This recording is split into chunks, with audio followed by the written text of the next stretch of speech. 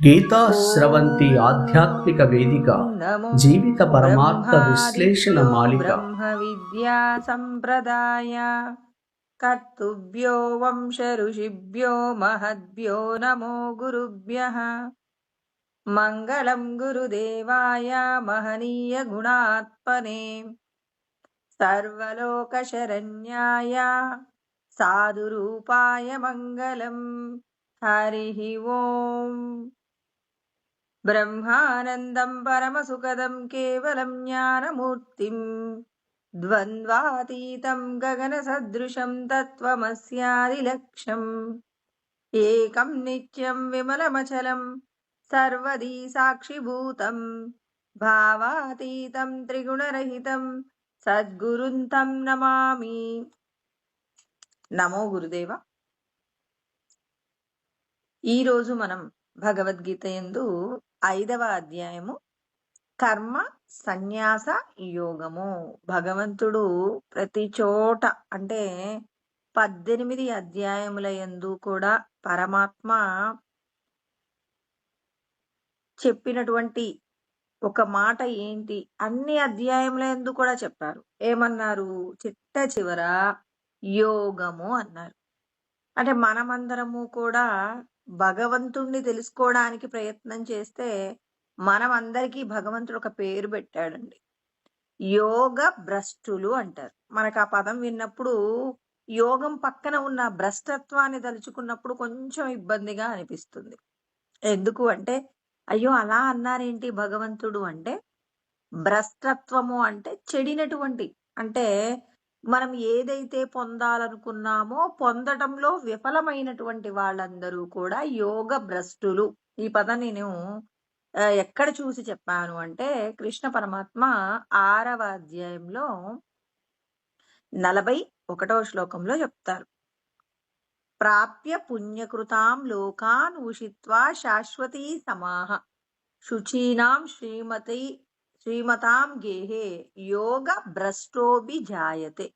అంటే యోగ భ్రష్టత్వం వల్ల పుట్టినటువంటి వాళ్ళు.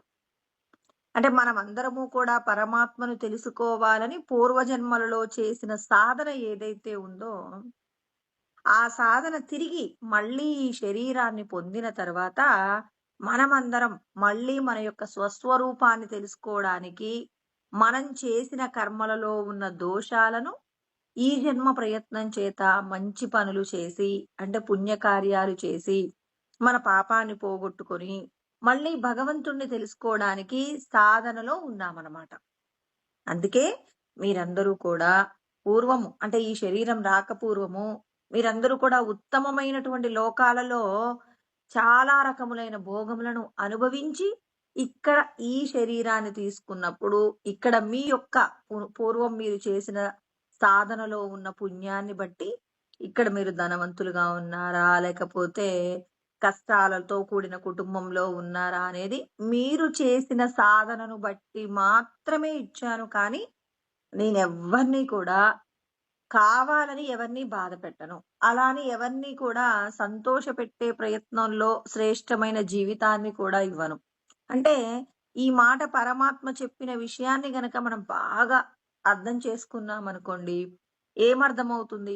పరమాత్మకు ఏం లేవు, వీళ్ళని గొప్పగా చూడాలని వీళ్ళని తక్కువగా చూడాలనేటటువంటి వ్యత్యాసాలు పరమాత్మకు ఉండవు అనే విషయం తెలుసుకోవాలి. ఎందుకంటే కష్టం రాగానే ముందు మనం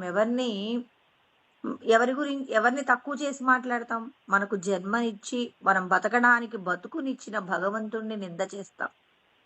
భగవంతుడికి దయలేదండి అంటారు. భగవంతుడికి దయలేదు అని అనటానికంటే ముందు నేను చేసిన పాపమేదో నన్ను ఇవాళ కష్టపెడుతుంది అనుకున్నామనుకోండి, అప్పుడు మనం చేసినటువంటి కర్మలలో ఉన్న దోషాన్ని అంగీకరించాలి. అందుకే పెద్దవాళ్ళు మనందరికీ ఒక మాట చెప్తారు, ఏదైనా మనం తప్పు చేస్తే ఒప్పుకోవాలి, ఒప్పుకోగలిగినటువంటి ధైర్యం మనకు ఉండాలంటారు. ధీరులు మాత్రమే చేస్తారండి. ఒక పని తప్పు చేశారనుకోండి, నేను ఇది తప్పు చేశానండి, దీన్ని దిద్దుకోవడానికి నాకు ఒక అవకాశం ఇవ్వండి అని అడిగినప్పుడు ఎవరైనా ఏం చేస్తారు? ఆ తప్పుని దిద్దుకోవడానికి ఒక అవకాశం ఇస్తారు. మనం భగవంతుడి దగ్గర అడుగుదాం, పిల్లలకు తల్లిదండ్రుల దగ్గర మొహమాటాలు ఉండవు కదండి. మనందరి యొక్క మూలం ఎక్కడి నుంచి రాబడింది అంటే పరమాత్మ చైతన్యం నుంచే కాబట్టి ఆ పరమాత్మను మనకి ఏదైనా కష్టం వచ్చినప్పుడు వెంటనే అడుగుదాం.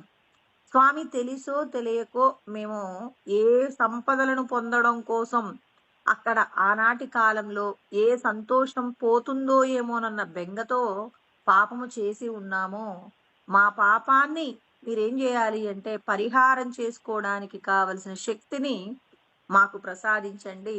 తెలిసో తెలియకో చేసిన తప్పుకు మన్నన మాకు ప్రసాదించండి అంటే మీరు క్షమించండి అని పరమాత్మను వేడుకోగలిగితే అంటే జ్ఞానము వినగా వినగా ఏమవుతుందంటే మనకి ఏదైనా కష్టం వచ్చినప్పుడు భగవంతుణ్ణి నింద చేయడం మానేసి భగవంతుణ్ణి క్షమాపణ అడుగుతాం.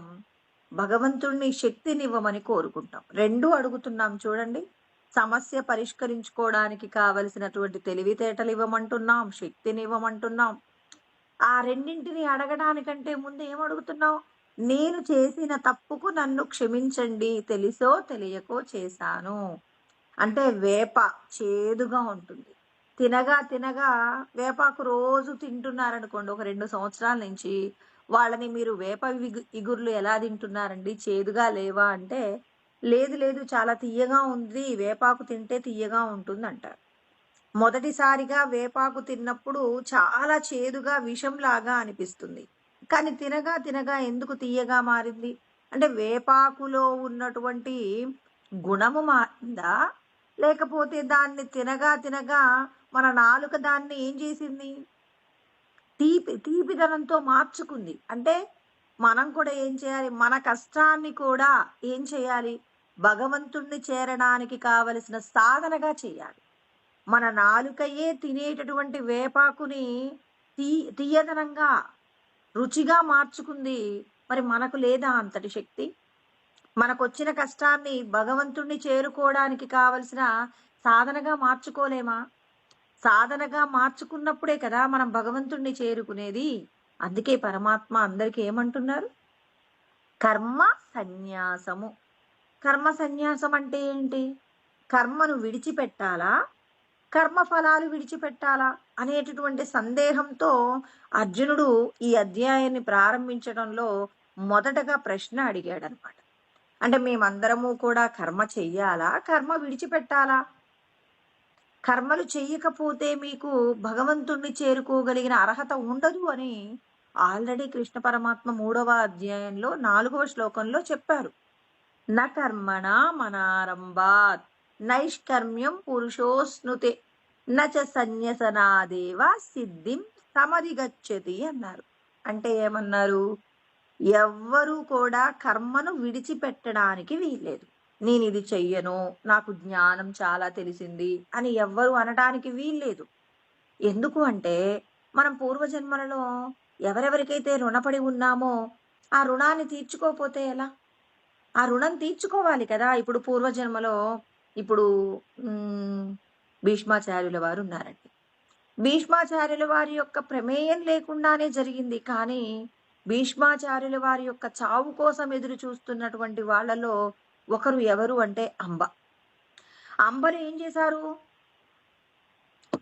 మరి వాళ్ళ తమ్ముడి యొక్క వివాహం కోసం అని చెప్పేసి మరి అంబ వాళ్ళ నాన్నగారు ఏర్పాటు చేసిన స్వయంవరానికి వచ్చి అక్కడ 3 అక్క చెల్లెలు అంబ, అంబిక, అంబాలిక ఈ 3ని కూడా స్వయంవరంలో గెలుచుకొని ఏం చేశారు? వాళ్ళ తమ్ముడైనటువంటి విచిత్ర వీరుడికి వివాహం చేయడం కోసం అంతఃపురానికి తీసుకొచ్చాడు. కానీ అంబ అనుకోకుండా విచిత్ర వీరుణ్ణి పెళ్లి చేసుకోను అంటుంది. మరి ఎవరిని చేసుకుంటానంటుంది అంటే వేరొక రాజవంశానికి చెందిన రాకుమారుణ్ణి నేను ప్రేమించానని, ఆ సాల్వ వంశం అనుకుంటా అండి, ఆ అబ్బాయిని పెళ్లి చేసుకుంటానంటే అప్పుడు ఇక్కడున్న వాళ్ళు ఒప్పుకుంటారు. పాపం భీష్మాచార్యుల వారు అడ్డు చెప్పలేదు. అలా ఎలా అమ్మా, స్వయంవరంలో మేం గెలిచాం కదా, నువ్వు ఖచ్చితంగా మా విచిత్ర వీరుణ్ణి పెళ్లి చేసుకోవాలని చెప్పలేదండి. వెళ్ళిపోమ్మా, నువ్వెవరినైతే ప్రేమించావో అతని దగ్గరికి వెళ్ళి పెళ్లి చేసుకో అన్నారు. అక్కడ ఉన్నటువంటి ఆ రాజకుమారుడు నువ్వు వేరొకరికి సొత్తు అయిపోయావు, నేను ఎవరిని అంటే ఇక్కడ నేను ఎవరైతే నిన్ను స్వయంవరంలో గెలుచుకోవడానికి వచ్చారో అలా ఆయనైనటువంటి భీష్మాచార్యుడితో యుద్ధం చేసి నేను కూడా ఓడిపోయాను. అంటే రాజధర్మం ప్రకారం స్వయంవరంలో ఓడిపోతే ఆ అమ్మాయిని వివాహం చేసుకోకూడదు. కాబట్టి నేను రాజధర్మాన్ని తప్పను. అంటే నా ధర్మాలు నాకున్నాయి. నా ప్రేమను రాజధర్మాల కోసం విడిచిపెడతానన్నాడు. ఇప్పుడు అంబ తిరిగి మళ్ళీ భీష్మాచార్యుల వారి దగ్గరికి వచ్చి, ఇప్పుడు నన్ను ఆయన పెళ్లి చేసుకోనన్నాడండి. ఇప్పుడు నన్ను విచిత్ర వీరుడికిచ్చి వివాహం చేయండి అన్నారు. అన్నప్పుడు విచిత్ర వీరుడు నేను పెళ్లి చేసుకోనంటాడు. వేరొకరు ఏం జరిగింది? వేరొకరిని ప్రేమించారు కదా, మరి వేరొకరికి మనసిస్తే నేనెలా పెళ్లి చేసుకుంటాను? నాకు అవసరం లేదంటారు. అప్పుడు అంబ అంటుంది, మరి మీరు నన్ను తీసుకొచ్చింది మీరే కదా, ఇప్పుడు మీరే నన్ను పెళ్లి చేసుకోండి అంటుంది. అలా నేను చేసుకోనమ్మా, నా కోసం తీసుకురాలేదు నిన్ను, మా తమ్ముడికి ఇచ్చే పెళ్లి చేద్దాం అనుకున్నాను. ఎందుకు అంటే నేను మా నాన్నగారి యొక్క వివాహం కోసం అని చెప్పేసి నేను ఇంకొక స్త్రీని వివాహం చేసుకోను, అంటే జీవితాంతం బ్రహ్మచర్యంతో ఉంటానని నేను మా నాన్నగారు వివాహ సందర్భంలో మా నాన్నగారి వాళ్ళ యొక్క మామగారైనటువంటి దాశరథి అంటారండి, ఆయనకి నేను సత్యవతి వాళ్ళ నాన్నగారికి ప్రమాణం చేస్తాడు, నేను ఎప్పటికీ పెళ్లి చేసుకోనండి అని చెప్పేసి అంటాడు. అంటే ఇచ్చినటువంటి మాటకి నేను నిలబడాలమ్మా, నేను పెళ్లి. ఇప్పుడు నా జీవితం పరిస్థితి ఏంటంటారు. మరి నేనేం చేయగలనమ్మా? నువ్వు వేరొకరిని ప్రేమించానన్నావు, వెళ్ళమన్నాను, మరి అతను ఒప్పుకోలేదు. మొదట మీ నాన్నగారు నీకు స్వయంవరం ఏర్పాటు చేస్తున్నానని మీ నాన్నగారు నీకు చెప్పి ఉండాలి. కానీ మీ నాన్నగారు నీకు చెప్పలేదు, నువ్వు అతనికి చెప్పలేదు. స్వయంవరానికి వచ్చేసావు, ఇబ్బంది పడుతున్నావు. ఇప్పుడు నేనేం చెయ్యలేను అంటారు భీష్మాచార్యుల వారు. ఇప్పుడు ఈమె పంతం పడుతుంది, ఎలాగైనా నేను భీష్మాచార్యుల వారిని వివాహం చేసుకోవాలి అనుకుంటుంది. అలా అనుకున్నప్పుడు ఏమైంది? తర్వాత చాలా పరిణామాలు జరుగుతాయండి. ఈమె సందర్భం కోసమే అంబ కోసమే వాళ్ళ గురువు గారైనటువంటి భీష్మాచార్యుల వారి యొక్క గురువు గారైనటువంటి పరశురాముడికి భీష్ముడికి కూడా పెద్ద యుద్ధం జరుగుతుంది. ఆ యుద్ధంలో ఒక చిన్న పాదము వేయడంలో చిన్న లోపం జరుగుతుందట పరశురాముడికి. జరిగి భీష్మ నేను ఓడిపోయాను అని అంబకు చెప్తారనమాట. అమ్మా నేనేం చేయలేను తల్లి, ఎందుకంటే యుద్ధంలో నేను ఓడిపోయాను, భీష్మాచార్యుల వారు గెలిచాను అన్నప్పుడు ఆమె ఘోరమైన తపస్సు చేస్తుంది. పరమేశ్వరుడు కోసం తపస్సు చేసి అడుగుతుంది, పరమేశ్వరా నేను భీష్మాచార్యుల వారి యొక్క మరణానికి నేను కారణం కావాలి అని అడుగుతుంది. అమ్మ ఈ జన్మలో కుదరదు తల్లి, అంటే మరు జన్మలోనైనా నేను భీష్మాచార్యుల వారి యొక్క పతనానికి నేను కారణం కావాలి అన్నప్పుడు ఆమె అనమాట అంబ ఆడపిల్ల రూపంలో పుట్టి తర్వాత కొన్ని కారణాల చేత మళ్ళీ పురుషుడిగా మారి శిఖండిగా ఉంటుంది. అందుకే మనం ఒక సందర్భంలో చెప్పుకున్నాం, ఎక్కడ అంటే మొదటి అధ్యాయంలో దుర్యోధనుడు వాళ్ళ యొక్క సైన్యానందరికీ కూడా చెప్తాడనమాట. ఏమంటాడంటే, అస్మాకం తు విశిష్టాయే తాన్నిబోధ ద్విజోత్తమ నాయకా మమ సైన్యస్య సైన్యార్థం తాన్ బ్రవీమితే అంటాడు. అంటే వాళ్ళ గురువు గారితో మాట్లాడతాడనమాట దుర్యోధనుడు, నేను మీకు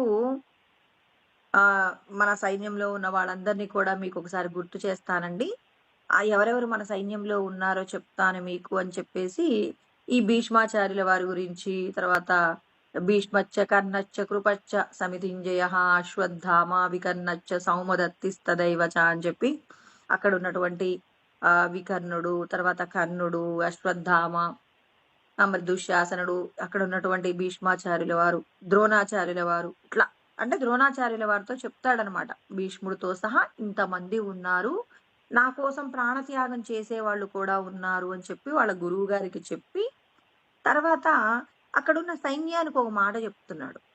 అయనేషు చ సర్వేషు యథాభాగమవస్థితాః భీష్మమేవాభిరక్షంతు భవంతః సర్వ ఏవహి అన్నాడు.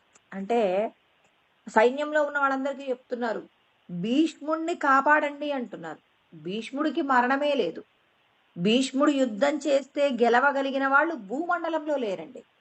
మరి అలాంటి భీష్మాచార్యుల వారిని మీరు సైన్యానికి చెప్తున్నారు, మీరందరూ జాగ్రత్తగా ఉండండి, అలర్ట్‌గా ఉండండి.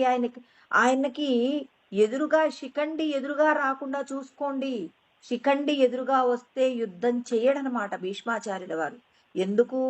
అంబ కోరిన కోరిక తీర్చడానికి భీష్మాచార్యుల వారు తల వంచారు. ఇక్కడ భీష్ముడి యొక్క ప్రమేయం లేకుండానే అంబ భీష్ముడి యొక్క మరణానికి ఆమె హేతు అవ్వాలనుకుంటుంది. అంటే చూడండి, ఒకరి యొక్క కోరిక అధర్మమైనప్పటికీ కూడా అధర్మమైన కోరికైనా ఒక జీవుడు ఎప్పటికైనా ముక్తి పొందాలి అంటే ఒక జీవుడు తన యొక్క కోపాన్ని కానివ్వండి తన ప్రేమను కానీ తీర్చుకోకుండా ముక్తిని పొందలేరనమాట. మరి బ్రహ్మజ్ఞానము పరిపూర్ణంగా తెలిసినటువంటి భీష్మాచార్యుల వారు ఇక్కడ భీష్మాచార్యుల వారు పూర్ణంగా తత్వమును తెలుసుకున్నవారు కాబట్టి కర్మఫలముల యొక్క శేషము ఏది కూడా మిగిలి ఉండకూడదు. ఇక్కడ భీష్మాచార్యుల వారి మీద ఒకరికి కోపంగా ఉంది. ఆ కోపాన్ని తీర్చుకోవడానికి కూడా అనుమతినిచ్చారు భీష్మాచార్యుల వారు. ఎలా ఇచ్చారు? అసలు ఆయన అలాంటి అవకాశం ఎప్పుడు ఇచ్చారు? అందరికీ తెలుసండి. ధర్మరాజు, కృష్ణ పరమాత్మ, తర్వాత పాండుకుమారులందరూ కూడా ఒక రోజున భీష్మాచార్యుల వారికి వస్తారనమాట. వారి దగ్గరికి వస్తారు. వచ్చినప్పుడు నమస్కరిస్తారు. నమస్కరించి కృష్ణుడే అడగమంటాడనమాట ఎవరిని? ధర్మరాజుని. ఏమని అడగమంటారు? వాళ్ళ తాతగారు ఎప్పుడు చనిపోతారో అడగండి అని చెప్పేసి అడగమంటారు. అడగమంటే ఎందుకంటే ఆయనకు స్వచ్ఛంద మరణం ఉందండి. భీష్మాచార్యుల వారిని ఎవరు కూడా చంపలేరు కాబట్టి మరి అప్పుడు ధర్మరాజు అడుగుతాడనమాట. ఏమని అడుగుతాడు అంటే, తాతగారు మీరు యుద్ధంలో ఎలా చనిపోతారండి అంటాడు. అంటే ఏ తాతకి ఏ మనవడికి రాకూడనటువంటి మరి ఒక ధర్మ సంబంధమైనటువంటి విషయం అండి. అలా అడిగినప్పుడు ఏం చేశారు? అప్పుడు భీష్మాచార్యుల వారికి గుర్తుంటుందన్నమాట.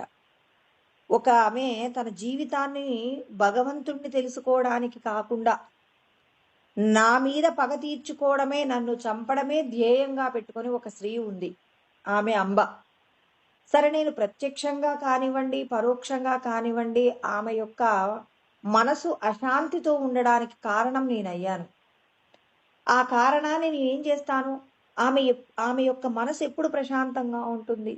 నా యొక్క మరణానికి ఆమె కారణమైనప్పుడు సంతోషంగా ఉంటుంది. కాబట్టి నన్ను చంపాలి అనేటటువంటి లక్ష్యం పెట్టుకున్నటువంటి అంబ ఈనాడు శిఖండిగా ఉంది. ఆ శిఖండిని మీరు ఎదురుగా పెట్టుకోండి నాయన. ఎదురుగా పెట్టుకొని ఉన్నప్పుడు అంటే అర్జునుడి యొక్క రథంలో కూర్చోబెట్టండి శిఖండిని. ఇప్పుడు అర్జునుడు బాణాలు వేయండి. అప్పుడు ఆ బాణాలు వేస్తే నేను ఎదురుగా శిఖండి ఉన్నప్పుడు, మొదట స్త్రీగా ఉండి పురుషుడిగా మారినటువంటి శిఖండి ఎదురుగా ఉన్నప్పుడు నేను ఎవరిని కూడా చంపను. అప్పుడు నా మీద బాణాలు వేయండి. ఆ వేసినటువంటి బాణాల చేత నేనేం చేస్తాను? దేహత్యాగం చేయడం కోసం అని చెప్పేసి నేను అంటే నా ప్రాణాలను విడిచిపెట్టడానికి నేను స్వయంగా నిర్ణయం తీసుకుంటాను. అంటే చూడండి, ధర్మం అంటే కృష్ణ పరమాత్మ ఒక మాట చెప్తాడు. ఈ సందర్భంగా ఆ శ్లోకం చెప్పుకోవాలి. ఏం చెప్పాలంటే, శక్నోతి హైవ యస్సోడు ప్రాక్శరీర విమోక్షణాత్ కామక్రోధోద్భవం వేగం సయుక్త సుఖీ నరహ అంటారు. అంటే 5వ అధ్యాయంలో ఇక్కడే మనం ఈ 5వ అధ్యాయంలోనే 23వ శ్లోకంలో చెప్పుకుంటామంటే ఏంటి ఆ శ్లోకం అంటే, నీకు వేరొకరి దగ్గర నుంచి నువ్వు కావాలనుకున్న వస్తువు దొరకకపోతే సహజంగా కోపం వస్తుంది. ఇప్పుడు నేను ఎవరి దగ్గర నుంచో ఏదో ఒక వస్తువు కావాలనుకుంటున్నాను, నాకు ఆ వస్తువు వాళ్ళు ఇవ్వలేదండి. ఇవ్వకపోతే నాకు కోపం వచ్చింది. ఇందులో ఇప్పుడు నేనేం చేయాలి? అవును, నేను ఎవరి దగ్గర నుంచి కూడా ఏ వస్తువు కోరకూడదు, నేను వాళ్ళ దగ్గర నుంచి ఆ వస్తువు కోరడం తప్పే కదా, శాస్త్రం అంగీకరించదు. అపరిగ్రహ అంటే ఇతరుల దగ్గర నుంచి ఏది తీసుకోకూడదు అనే శాస్త్రం చెప్పింది. ఇంకా ఈశావాస్య ఉపనిషత్తు కూడా చెప్పింది. తేన త్యక్తేన భుంజీద మాగృద కస్యస్వి ధనం అంటే ఎప్పుడూ త్యాగంతో జీవించాలి, ఇతరుల నుంచి మనం ఏది తీసుకోకూడదు అని చెప్పేసి మరి ఈశావాస్య ఉపనిషత్తు చెప్పింది. అంటే మొత్తం మీద శాస్త్రం ఏం చెప్పింది? ఇతరుల దగ్గర నుంచి మనం ఏది కూడా తీసుకోకూడదని చెప్పిందండి. ఇప్పుడు నేనెవరినో ఎవరి దగ్గర నుంచో ఏదో కావాలనుకున్న దాన్ని ఇప్పుడు శాస్త్రం నాకు తెలుసు కాబట్టి, సరే నాకెందుకు కోపం రావాలి? నేనే అడగకూడదేమో, అడిగానేమో, అడగటం వల్ల నాకు వాళ్ళు అది ఇవ్వలేదు అని నా కోపాన్ని నేను కంట్రోల్ చేసుకున్నాను. బావుంది. కానీ వేరొకరేం చేస్తూ ఉన్నారు? వేరొకరు ఏం చేస్తున్నారంటే, మన యొక్క ప్రమేయం లేకుండానే మన మీద కోపాన్ని పెంచుకుంటున్నారు. మరి ఆ కోపాన్ని పెంచుకోవడం వల్ల ఇప్పుడు దానికి మనం కారణం కాదండి. ఇప్పుడు భీష్మాచార్యుల వారి యొక్క జీవితం యొక్క మరణానికి అంబ కోపాన్ని పెంచుకోవడంలో అర్థం ఉందని ఎవ్వరూ చెప్పలేదు. ఆమె మొదట వాళ్ళ నాన్నగారి మీద కోప్పడాలి. రెండవది తనను పెళ్లి చేసుకుంటానని ప్రేమించినటువంటి రాజకుమారుడు పెళ్లి చేసుకోనన్నందుకు, అంటే నీకు రాజధర్మాలు గొప్పవి కానీ నేను మాత్రం గొప్ప కాదా అని చెప్పి ప్రేమించిన ప్రేమికుడి మీద కోప్పడాలి. కానీ ఆయనకు తెలియకుండానే స్వయంవరానికి వెళ్ళాడు. స్వయంవరంలో గెలుచుకున్న వారికే ఆడపిల్లలు దక్కుతారు కాబట్టి తెచ్చుకున్నాడు. మళ్ళీ నేను ప్రేమించానండి వేరొకరిని అంటే, ప్రేమించాను అంటే ఏం జరిగింది ఇక్కడ? మరి ప్రేమించినటువంటి వాళ్ళని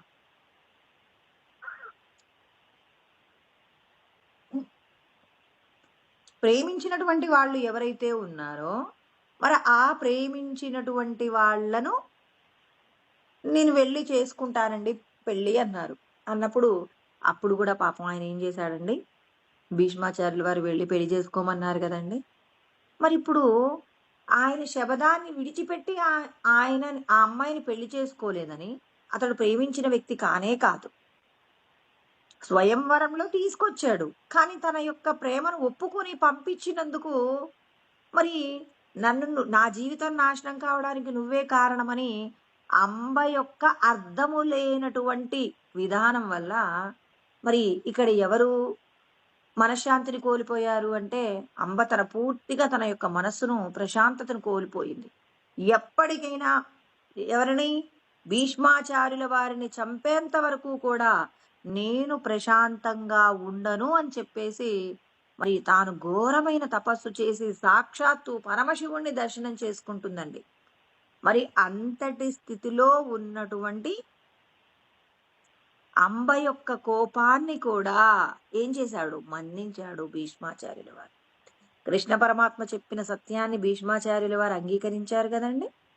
అంటే మనకి కోపం వస్తే మనం శాస్త్రంతో కంట్రోల్ చేసుకుంటున్నాం. కానీ అవతలి వాళ్లకు కూడా మన ప్రమేయం లేకుండా, మన తప్పు లేకుండా మన మీద వాళ్ళు పెంచుకున్న కోపానికి కూడా మనం ఏం చేయాలి? వాళ్లకు అవకాశం ఇవ్వాలి అని పరమాత్మ చెప్పిన సత్యం ఇక్కడ ఎవరు ఆచరించారు? భీష్మాచార్యుల వారు. అందుకనే ఆయన ఏమంటారంటే ఆచార్యుడు అంటారు. శాస్త్రాన్ని తెలుసుకోవడమే కాదండి, తెలుసుకున్న దానిని మనసా వాచ కర్మణ ఏం చేశాడు? ఆచరింపచేశాడనమాట. అందుకనే లోకంలో భీష్ముడిని మాత్రమే భీష్మాచార్య అనే పేరుతో పిలుస్తారు. చూడండి, ఇక్కడ అంబ యొక్క కోపానికి ఇతడు పరిహారం చేసుకోవాల్సిన అవసరం ఉందని ఎవరైనా అనుకుంటారా? ఎవ్వరూ రాయలేదండి.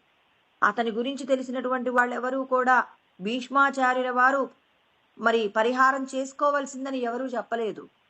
కానీ అనవసరంగా కోపాన్ని పెంచుకుని తన జీవితాన్ని ముక్తి మార్గం వైపు కాకుండా, అంటే పారమార్థిక సత్యాన్ని తెలుసుకోవడానికి కాకుండా నశించిపోయే విషయాల కోసం శరీరము తుచ్చమైనది అని చెప్పేసి అగ్నిలో కూడా దహనం అవుతుందండి. పరమశివుడు అంటారు, ఈ జన్మలో సాధ్యం కాదమ్మా అంటే మరొక శరీరాన్ని తీసుకోనైనా భీష్ముడి యొక్క మరణానికి నేను కారణమవుతానని తన యొక్క పగ శరీరం మంటలలో కాలిపోతున్నా ఓర్చుకోగలిగినంత స్థితి ఎందుకు వచ్చింది అంటే ఆ శత్రుత్వానికి, ఆ పగకు అంత శక్తి ఉంటుందండి. ఆమె యొక్క పగ గనక భీష్మాచార్యుల వారు నెరవేర్చకుండా అతడు దేహత్యాగం చేస్తే ఒక జీవుడు మనశ్శాంతిని కోల్పోయి జీవించడానికి కావలసిన స్థితి కలుగుతుంది. కాబట్టి మన కోసం వేరొక జీవుడు మనశ్శాంతిని కోల్పోయేలాగా మనం ప్రవర్తించకుండా ఉండాలి. భగవంతుడు చెప్పిన తీర్పుని అంగీకరించాలి. ఈ శరీరంతో అనుభవిస్తే సరిపోతుంది. ఇంకేంది అని చెప్పేసి ఏం చేశారు ఇక్కడ? మరి భీష్మాచార్యుల వారు అంగీకరించారు. అంటే కృష్ణ పరమాత్మ ఏది చెప్పాడో అది ఆచరించాడనమాట భీష్మాచార్యుల వారు. ఎందుకు ఆచరిస్తున్నాడు ఆయన? భగవంతుణ్ణి తెలుసుకోవాలంటే నువ్వొక్కడివి ధర్మం తెలుసుకుంటే సరిపోదు. నీ యొక్క ధర్మం అవతలి వారి యొక్క కోపాన్ని కూడా మన్నించగలిగినటువంటి గొప్ప స్థితి నీకొస్తే నీకు ముక్తి కలుగుతుంది. అంటే నకర్మణ మనారంభాత్ నైష్కర్మ్యం పురుషోస్నుతే. నువ్వు వేరొకరి యొక్క రుణాన్ని తీర్చకుండా నిష్క్రియాత్మకమైనటువంటి ఆత్మస్థితిని నువ్వు పొందలేవు అని చెప్పారు. అంటే బ్రహ్మానందాన్ని అనుభవించాలంటే మనం ఎవరికి రుణపడి ఉండకూడదు, వేరొకరికి మనం ఎవరికి రుణపడకూడదు, వేరొకరు కూడా మన మీద ఏ విధమైన రాగద్వేషాలు లేకుండా చేసుకోవాలి. అలా చేసుకోవాలంటే అందరిలో ఉన్న భగవతత్వాన్ని అంగీకరిస్తే చాలంటారు ఎవరు? రామతీర్థ స్వామి. కృష్ణ పరమాత్మ కూడా చెప్తారు సర్వభూత హితే రతాహ. అంటే కృష్ణ పరమాత్మ ఏం చెప్పారు? ఒక సూత్రం చెప్తారు. సూత్రాన్ని ఆచరించిన వాళ్ళు కాబట్టే వీళ్ళ గురించి చెప్పుకుంటామన్నమాట. ఇప్పుడు మనం భీష్మాచార్యుల వారు ఆచరించారని, అర్జునుడు ఆచరించారని, రమణ మహర్షి ఆచరించారని, అంటే వాళ్ళు కృష్ణ పరమాత్మ చెప్పిన దాన్ని తూచా తప్పక ఆచరించి మన అందరం కూడా భగవంతుణ్ణి తెలుసుకోవడానికి ఏ విధమైన సాధన చెయ్యాలో వాళ్ళు ఆచరించి మనందరికీ నేర్పిస్తున్నారనమాట. వాళ్లే గనక ఆచరించలేదనుకోండి, కృష్ణ పరమాత్మ భగవద్గీతలో ఆచరణ సాధ్యం కాని విషయాలన్నీ చెప్పారండి, అవన్నీ ఆచరించడం కుదరదండి అని మనకు నచ్చినట్టుగా జీవించేవాళ్ళం. కానీ మనకంటే ముందు ఉన్న పెద్దలు ఏం చేశారు? వీటిని ఆచరించి మనందరం ముక్తిని పొందడానికి కావలసిన విధంగా వీళ్ళందరూ మార్గదర్శకులు అయ్యారనమాట. ఇక్కడ మనకు రామతీర్థ స్వామి ఒక చిన్న ఉపమానం చెప్తాడు. దృష్టాంతం ఏంటంటే, దృష్టాంతము అనగా ఏమిటి అంటే, మనకు తెలియని విషయాన్ని తెలిసిన విషయంతో జోడించి చెప్తారనమాట. అంటే మనకి ఏదైతే తెలీదో తెలియని దానిని తెలిసిన విషయంతో జోడించినప్పుడు మనకు సులభంగా అర్థమవుతుంది. అలా సులభంగా అర్థం కావడానికి ఇక్కడ ఒక ఉపమానం అనమాట. ఒక యజమాని ఒక పనివాడిని పెట్టుకున్నటువంటి పనివాడు ఎలా ఉన్నాడంటే, ఏ మాట చెప్పినా వినడండి. ఈయన యజమాని గారు ఒక మాట అంటే ఎదురు తిరిగి 2 మాటలు అంటాడని. ఎవరు? సేవకుడు. ఇప్పుడు ఎవరైనా అలాంటి వ్యక్తిని పనివాళ్ళుగా పెట్టుకుంటారా? మన ఇంట్లో మనం పనివాళ్ళని పెట్టుకోవాలి. మనం ఏ పని చెప్తే ఆ పని చేసే వాళ్ళని మనం పెట్టుకుంటాం. ఎందుకంటే మన మన పనులన్నీ త్వరగా అయిపోవాలి కాబట్టి ఏం చేస్తారు? అలాంటి వాళ్ళని పెట్టుకుంటాం. మరి ఇక్కడున్న యజమానట అలాంటి వ్యక్తిని కాదండి. అంటే చెప్పిన మాట విననటువంటి వ్యక్తిని చేశాడు, పనివాడిగా పెట్టుకున్నాడట. ఎందుకు పెట్టుకున్నాడండి పనివాడిగా? అంటే ఒక వ్యక్తి బాగా ఫిట్ గా ఉండాలనుకోండి. బాగా ఫిట్ గా ఉండడం అంటే ఏంటంటే,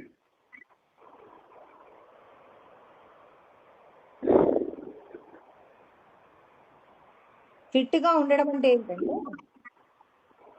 ఇక్కడ ఆయన చెప్తాడనమాట. ఇక్కడ భగవంతుడు చెప్పినటువంటి ప్రతి విషయాన్ని కూడా మనం ఆచరించినప్పుడు మాత్రమే యోగమును పొందగలుగుతామండి. యోగమును పొందడము అంటే అది సాధారణమైన విషయం కాదు. మనకొచ్చిన కోపాన్ని తట్టుకోవాలి. మన యొక్క కారణం లేకుండా వేరొకరు మన నుంచి ఏదైనా ఒక వస్తువుని పొందాలనుకున్నప్పుడు అది పొందలేక మన మీద కోపాన్ని పెంచుకున్నా, ఆ కోపాన్ని మనం ఏం చేయాలి? తీర్చడానికి మనము ఏం చేయాలి? తలుపులు తెరిచి అవకాశం ఇవ్వాలంటారు మనకు కృష్ణ పరమాత్మ. ఎందుకంటున్నారు? ఈ జన్మలో చేసుకున్నటువంటి ఏదైతే అంటే మనం ఈ జన్మలో మనం అనుభవించే ప్రారబ్ధ కర్మ అంతా కూడా పూర్వజన్మలలో మనం చేసినటువంటిదే. అక్కడ మనకు ఎవరెవరితో అయితే రాగద్వేషాలున్నాయో ఆ రాగద్వేషాలన్నింటినీ కూడా ఈ జన్మలో మనకి ఇష్టం ఉన్నా లేకపోయినా తీర్చుకోవాల్సిందేనండి. తీర్చుకోకుండా ముక్తిని పొందడం కుదరదు.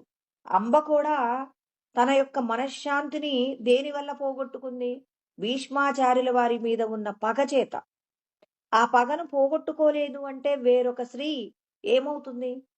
భీష్మాచార్యుల వారు గనక అవకాశం ఇవ్వకపోతే ఆమె యొక్క ఆత్మ ఎప్పటికీ శాంతిని పొందదు.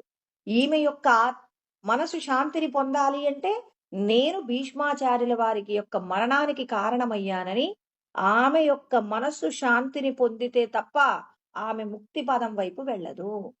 అంటే మనం ఏం చేయాలి? అందరిలో భగవంతుడుండాలి అని చెప్పేసి చెప్పుకుంటున్నాం కదండీ! మరి అందరిలో భగవంతుడున్నాడన్నప్పుడు, ఆ భగవంతుడిని చూడడం ఎలా రావాలి? ఇక్కడ రామతీర్థ స్వామి చెప్పే దృష్టాంతం అదే అనమాట. ఏమంటున్నాడాయన? నీవు ఎప్పుడైనా నీకు అనుకూలంగా ఉన్న వాళ్ళని, అంటే నువ్వు ఒక మాట చెప్తే వినేవాళ్ళని నీ పక్కన పెట్టుకోవాలనుకుంటావు. కానీ మాట వినని వాళ్ళని పెట్టుకోవడం వల్ల ప్రయోజనం ఉంటుందని ఒక యజమాని నిరూపిస్తున్నాడు.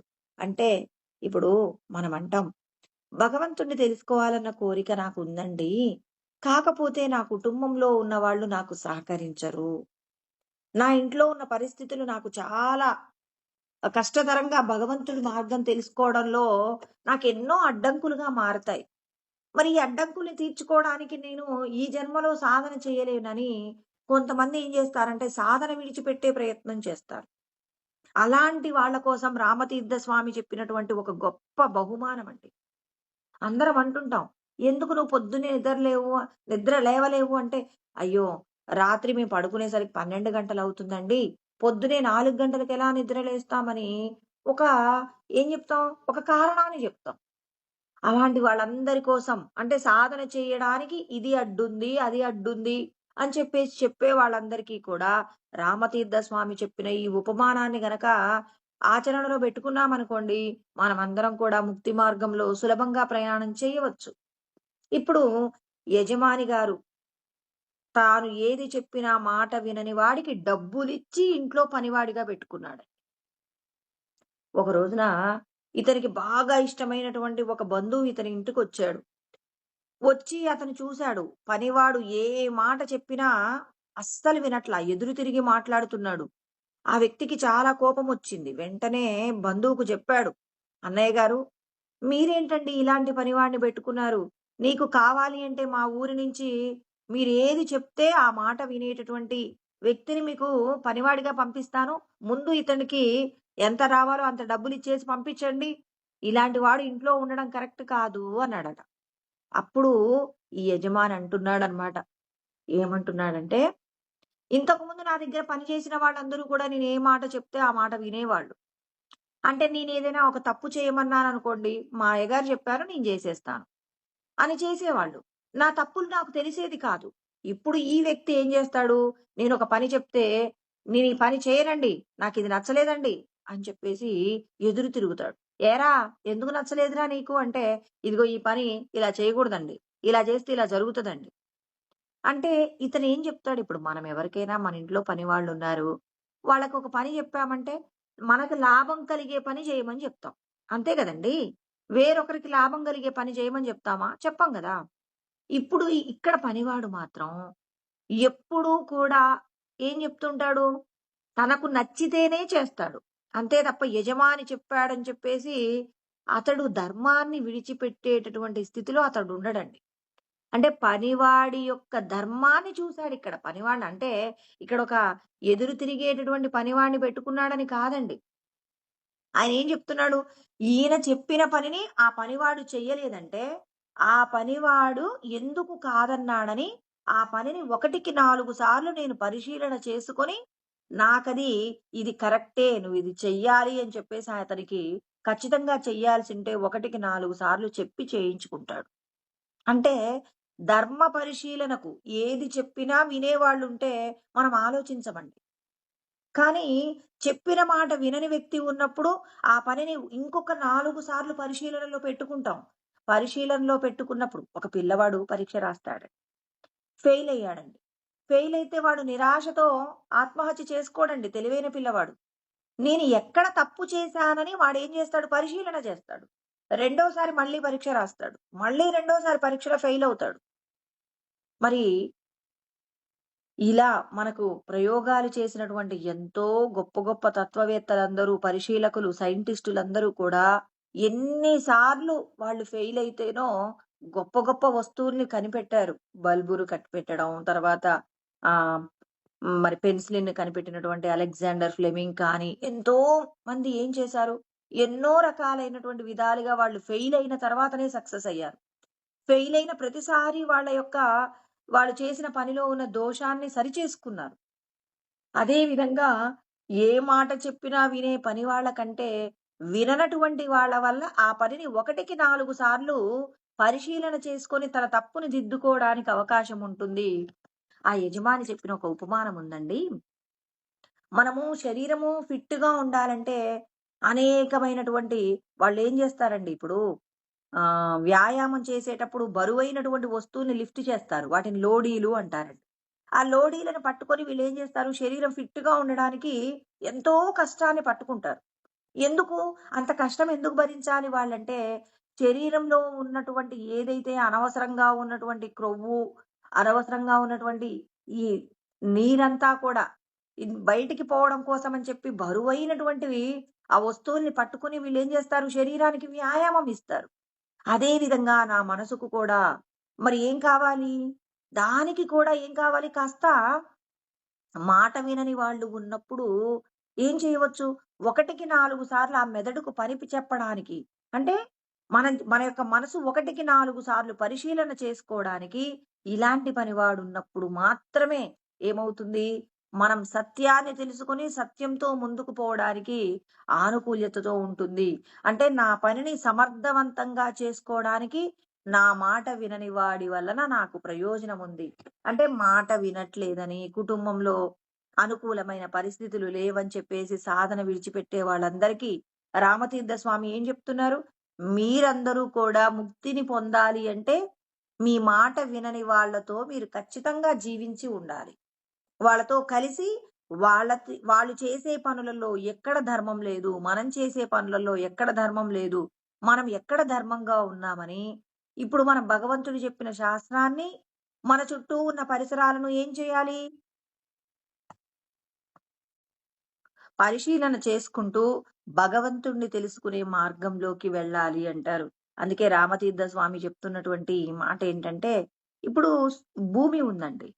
భూమి ఎవరి చుట్టూ తిరుగుతుంది? సూర్యుడి చుట్టూ తిరుగుతూ ఉంటుందండి.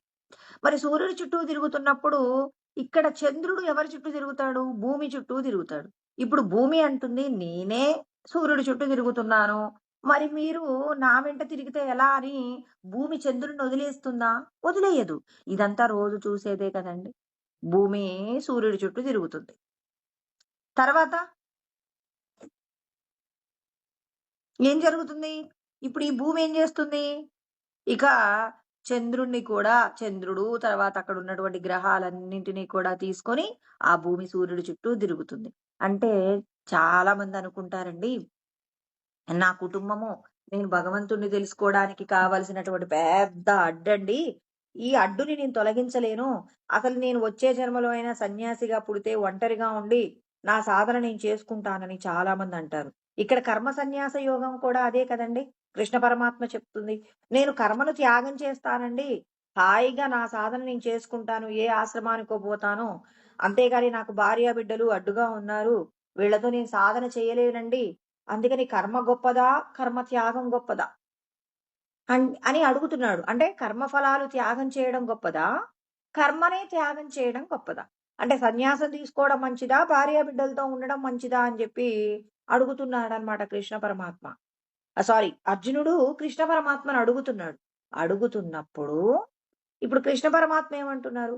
ఖచ్చితంగా నువ్వు భార్యాబిడ్డలతో ఉండాల్సిందే అంటున్నారు. దీన్ని ఆచరించి చూపించిన ఆయన ఎవరు? రామతీర్థ స్వామి. రామతీర్థ స్వామి ఏం చెప్తున్నారు మనకి? మీరు భూమి ఎలాగైతే తన గమ్యాన్ని సూర్యుడి చుట్టూ తిరగడంలో తన గమ్యాన్ని మార్చుకోకుండా తన మీద ఆధారపడి ఉన్నటువంటి ఏవైతే మరి గ్రహాలు, తర్వాత చంద్రుడు ఇలాంటి వాళ్ళందరూ కూడా ఉన్నారుగా, వాళ్ళందరినీ కూడా తన వెంటేసుకొని తిప్పుతుంది. తిప్పుతూ తాను ముక్తిని పొందడమే కాదు, తనని నమ్ముకున్న వాళ్ళకు కూడా ముక్తిని ప్రసాదిస్తుందంటే మీరు భగవంతుడిని తెలుసుకోవడం కోసం ప్రయత్నం చేస్తున్నారు. ఇప్పుడు మీ భార్య, మీ పిల్లల్ని కూడా ఏం చేయాలి? ముక్తి మార్గంలో తిప్పడానికి మీరేం చేయాలి? మీ కుటుంబంలో ఉన్నటువంటి అస్తవ్యస్తమైన పరిస్థితులు, అంటే సాధనకు ఆనుకూల్యంగా లేని పరిస్థితులను మీరు సాధన చేసుకోవడానికి కావలసిన విధంగా మీరు చేసే ప్రయత్నం ఏమవుతుంది? మిమ్మల్ని మీరు ఉద్ధరించుకోవడమే కాదు, మీ కుటుంబం కూడా ముక్తిని పొందడానికి మీరు కారణమవుతారు. అందుకే పెద్దవాళ్ళు ఒక మాట చెప్తారు. ఇంట గెలచి రచ్చ గెలవాలి అంటారు. ఇంట్లో మాత్రం భగవత్ సంబంధమైన సాధన చేయించే ప్రయత్నాలు చేయకుండా బయటికి వెళ్ళి చక్కగా ప్రసంగాలు చెప్పామనుకోండి, అప్పుడేమంటారు? బయట మాత్రం ఎన్నెన్నో గొప్ప గొప్ప మాటలు చెప్తారండి. ఇంటికెళ్ళిన తర్వాత మాత్రం అసలు ఆ భార్య బిడ్డలు కూడా లెక్క చేయరు. ఎందుకండి ఇలాంటి జీవితం అని చెప్పేసి అంటారు. అంటారు కదండి. అంటే భగవంతుడు ఏం చెప్తున్నారు?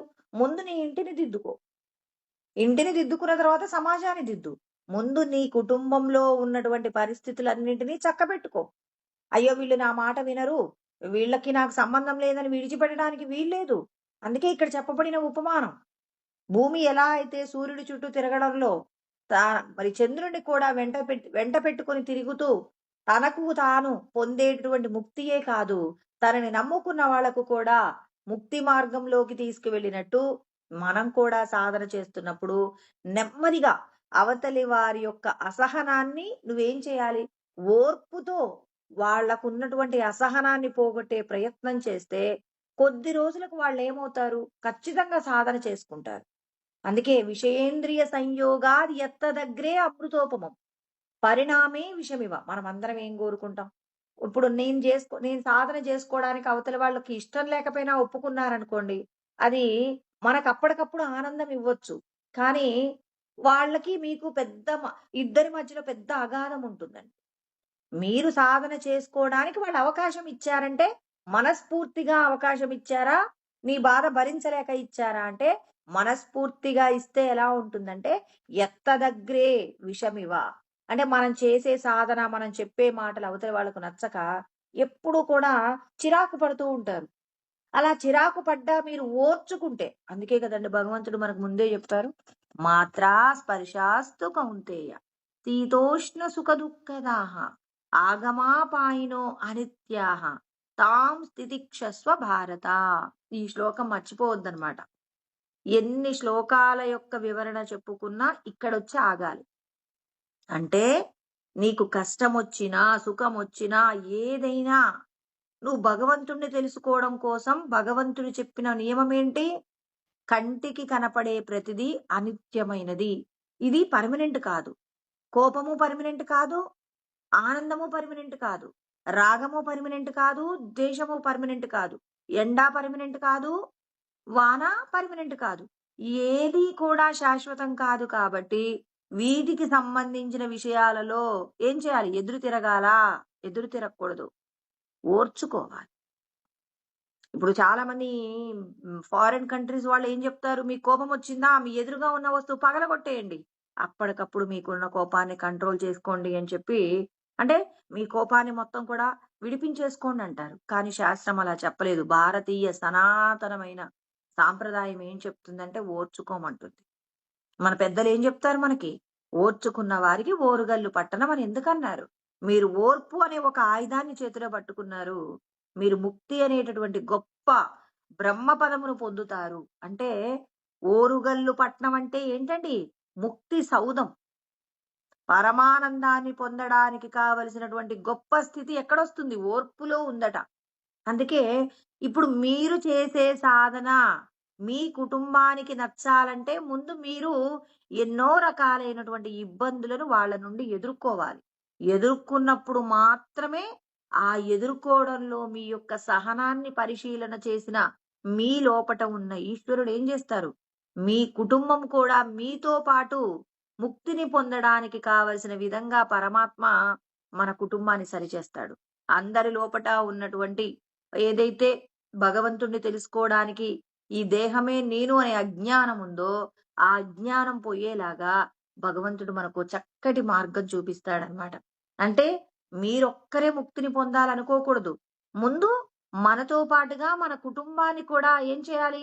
భగవంతుడి మార్గంలో తిప్పినప్పుడు మాత్రమే నీతో పాటు నీ కుటుంబం తర్వాత నీ బంధువులు, నీ బంధువుల తర్వాత నువ్వున్న ఊరు తర్వాత యావత్ ప్రపంచం కూడా. ఇవాళ మనం రామతీర్థ స్వామి ఎక్కడనండి? పంజాబ్‌లో పుట్టారండి. పంజాబ్‌లో పుట్టిన రామతీర్థ స్వామి ఇవాళ యావత్ ప్రపంచం ఇప్పుడు మనం చెప్పుకునే మాటలన్నీ కూడా ఆయన విదేశాలలో చేసినటువంటి ప్రసంగాలండి. ఆ ప్రసంగాలన్నింటినీ కూడా తెలుగులోకి ట్రాన్స్‌లేషన్ చేసి మన అందించినటువంటి రాజ గ్రంథాలే ఇవాళ మనం అప్పుడప్పుడు చెప్పుకుంటున్నటువంటి విశేషాలన్నీ. చూడండి ఆయన కుటుంబాన్ని దిద్దుకున్నాడు. ఆయన్ని దిద్దుకున్నాడు. మరి చుట్టూ ఉన్న పరిసరాలను దిద్దాడు. యావత్ ప్రపంచం ఇవాళ ముక్తిని పొందడానికి రామతీర్థ స్వామిని ఆధ్యాత్మికమైనటువంటి పదంలో కేసరి సింహంతో పోలుస్తారనమాట. ఆయన చెప్పినంత సులువుగా మరెవరు కూడా మరి కించిత్ తక్కువే చెప్పారు. ఈయనంత గొప్పగా చెప్పాడు. చూడండి మీ కుటుంబంలో వచ్చే కష్టాలన్నింటినీ కూడా ఓర్పుతో సహించాలి. మీ కుటుంబం ఎటుపోతే నాకెందుకని విడిచిపెట్టడానికి వీల్లేదు. నేను ఆధ్యాత్మిక సాధనలో ఉన్నాను. మా కుటుంబంలో వాళ్ళు సాధనలో లేరని విడిచిపెట్టడానికి వీల్లేదు. ఒక్కొక్కరు ఒక్కొక్క మార్గంలో ఉంటారండి. ఇప్పుడు ఒక కుటుంబంలో ఒక వ్యక్తి పై స్థాయిలో ఉంటాడు. కానీ తన కుటుంబంలో తన సోదరుడో, ఇంకెవరైనా ఉంటారు. తన పిల్లలో ఎక్కడో భక్తి మార్గంలో ఉంటారు. ఒక రూపం అంటే ఇష్టంతో ఉంటారు. వాళ్ళని ఆ రూపానికి దగ్గరగా చేస్తూ మరి శాంతి మార్గాన్ని పొందడానికి ఏది అవసరమో అది నెమ్మదిగా పరిచయం చెయ్యాలే తప్ప, నువ్వు భక్తి మార్గంలో ఉన్నావు, జ్ఞానం తెలుసుకోపోతే ముక్తిని పొందలేవని వాళ్ళని విడిచిపెట్టకూడదు. వాళ్ళతో ఎలా సాధన చేయిస్తే వాళ్ళు నీకు దగ్గరవుతారో, అంటే వాళ్ళు భగవంతుడిని తెలుసుకోవడానికి దగ్గరవుతారో, అలా సాధన చేయించడంలో నీకేం కావాలి? శరీరం ఫిట్‌గా కావాలి అంటే వ్యాయామం అవసరమైనట్టుగానే మనసు హ్మ్. ఏం కావాలి? స్థిరత్వాన్ని పొందాలి. నిశ్చలంగా ఉండాలంటే, ఆ నిశ్చలత్వం రావాలంటే, మనల్ని ఎదిరించే వాళ్ళు మన కళ్ళ ముందున్నప్పుడు, మనకు గొప్ప సాధననమాట. సాధన చేసుకోవడానికి కావలసిన వస్తువులన్నీ పరమాత్మ ఎదురుగా పెడతాడు. అందుకే ఎవరైతే భగవంతుడికి బాగా భక్తులుగా ఉంటారో, వాళ్ళకి చాలా కష్టాలొస్తాయి. అందుకే ఏమంటారంటే, "అయ్యో! నేను సాధన చెయ్యనండి. భగవంతుడికి దగ్గరగా ఉన్న వాళ్ళందరికీ కష్టాలొస్తాయి. నాకలాంటి కష్టాలు నాకొద్దండి. భగవంతుడికి దగ్గరవ్వడం కంటే హాయిగా ఈ సంసారంలోనే బావుందని చాలా మంది అనుకుంటారు. కానీ భగవంతుడు పెట్టే పరీక్షలలో మనం ఏం చేస్తామంటే, భగవంతుణ్ణి చేరుకోవడానికి కావలసిన సాధనలన్నీ కూడా ఏం చేస్తున్నాం? గొప్పగా సాధించడానికి కావలసిన విధంగా ఆ పరమాత్మ మనకేం చేస్తారు? ఎన్నో రకాల పరీక్షలు పెడతారు.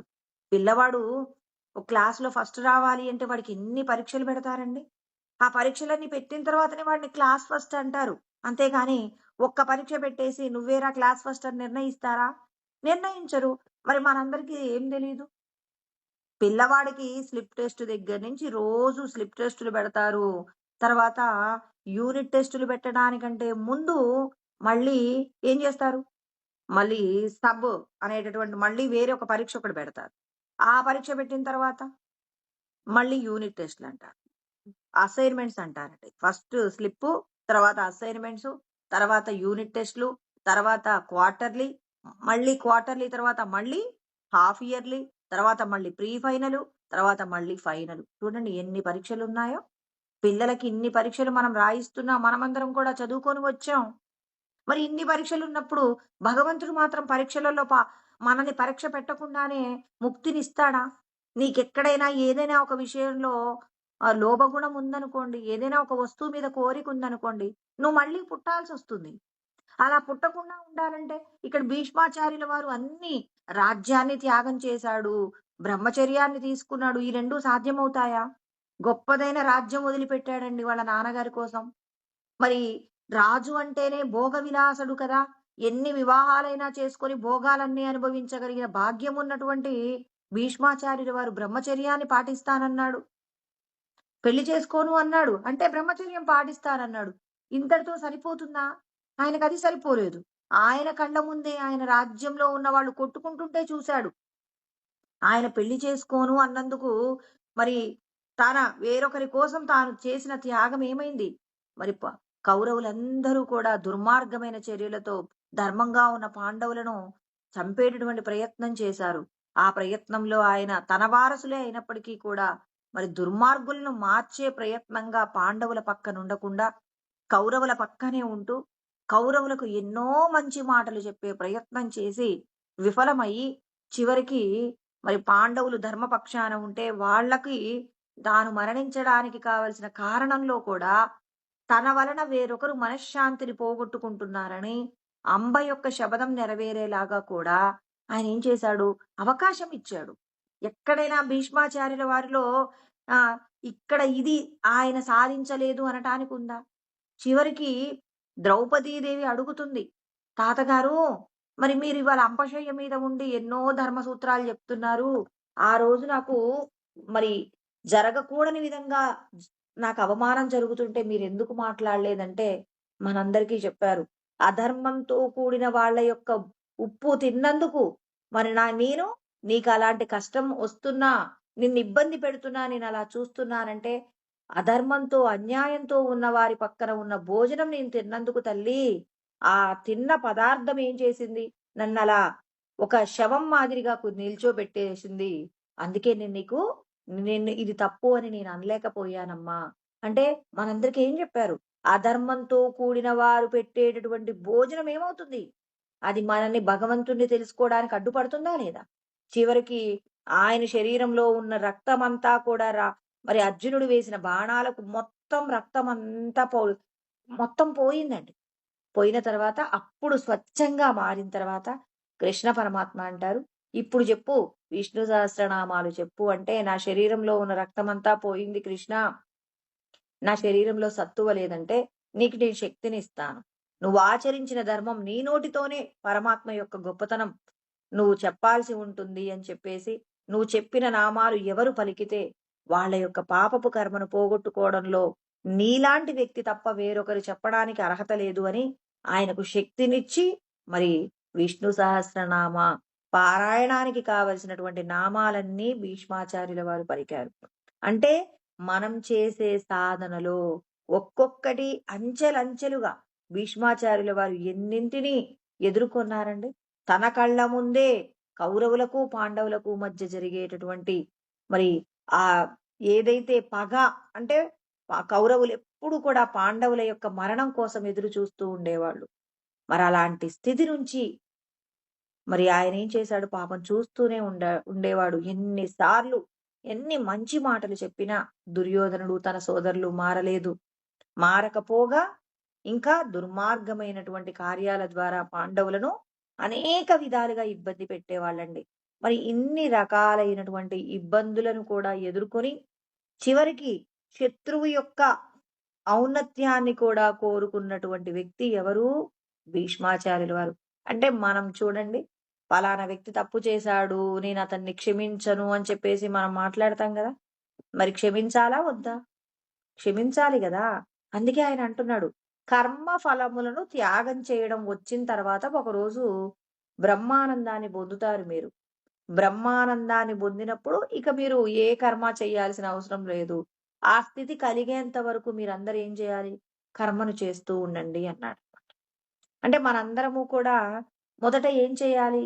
ఆరు వృక్షోర్మునేర్యోగం కర్మ కారణముచ్యతే యోగారూఢస్య తస్యైవ శమః కారణముచ్యతే అని మన సాధనలో 2 మాటలు చెప్తారనమాట. ఇక్కడ 6వ అధ్యాయంలో 3వ శ్లోకంలో కృష్ణ పరమాత్మ చెప్పిన మాటలు ఏం చెప్పారంటే, మీరు సాధన అంటే నేను గురువు గారి దగ్గరికి వెళ్ళాం, నీవు దేహం కాదు, దేహంలో ఉన్న సచ్చిదానందమే నువ్వు అని చెప్పారు. అలా చెప్పినప్పుడు ఆ సచ్చిదానందాన్ని పొందడంలో నువ్వు ఈ దేహ సంబంధమైన విషయాలను చెయ్యడంలో అంటే ధర్మయుద్ధంలోకి మనం వచ్చామన్నమాట. ఆత్మను తెలుసుకున్న వాళ్ళందరూ ధర్మయుద్ధంలో ఉన్నారు. ఆ రోజున జరిగేటటువంటి కౌరవులకు పాండవులకు మధ్య యుద్ధం జరిగింది కదండి. ఆ యుద్ధంలో ఏంటి? ఆ యుద్ధంలో పాల్గొన్న వాళ్ళందరూ కూడా ధర్మయుద్ధంలో ఉన్నారని కృష్ణ పరమాత్మ చెప్పారు. యదృచ్ఛా లాభ సంతుష్ట ద్వంద్వ యదృచ్ఛయా చోపపన్నం స్వర్గద్వారం అపావృతం క్షత్రియా సుఖిన పార్థ లభంతే యుద్ధమీదృశం అన్నారు. మనకి 2వ అధ్యాయంలో కృష్ణ పరమాత్మ 32వ శ్లోకంలో చెప్తారనమాట. ఏమంటారు? యదృచ్ఛయా చోపపన్నం. అందరికీ దొరకదిది. కొంతమందికి మాత్రమే యుద్ధంలో పాల్గొనగలిగిన అవకాశం వస్తుంది. ఇవాళ భూమి మీద సుమారు 800 కోట్ల మంది జనాభా ఉన్నారండి. అందరూ కూడా ధర్మయుద్ధంలో ఉన్నారా? ఉన్నారా అంటే కొద్ది మంది మాత్రమే భగవంతుడు చెప్పిన ధర్మాన్ని పాటించడానికి సిద్ధమయ్యారు. మిగిలిన వాళ్ళందరూ కూడా ఎక్కడున్నారు? ఈ దేహమే నేను అనేటటువంటి భావన చేత దేహ సంబంధమైన విషయ సుఖాల కోసం పరిగెడుతున్నారు. కొద్ది మంది మాత్రమే భగవంతుడిని తెలుసుకోవాలనే సాధనలో నిలబడ్డారనమాట. ఇక్కడ కౌరవుల గురించి మాట్లాడితే వీళ్ళేం చేస్తున్నారు? పాపాలన్నీ చేసి ఆ పాపాలను పండించుకోవడం కోసం యుద్ధంలో పాల్గొన్నారు. దీనికి ఖచ్చితంగా కృష్ణ పరమాత్మ చెప్పిన శ్లోకం ఒకటి ఉందండి.